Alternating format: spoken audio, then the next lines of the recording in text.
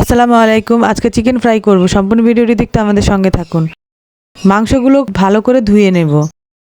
মরিচ গুঁড়া, ধনিয়া গুঁড়া, গরম মশলা গুঁড়া, লবণ, সয়া সস, সাদা গোলমরিচ, টমেটো সস দিয়ে ভালো করে মাখিয়ে নেব। 1 ঘন্টার জন্য রেস্টে রেখে দেব। একটি পাত্রে বেসন,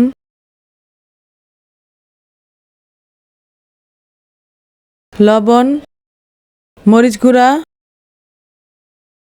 কর্নফ্লাওয়ার দিয়ে ভালো করে ডোটি তৈরি করে নেব।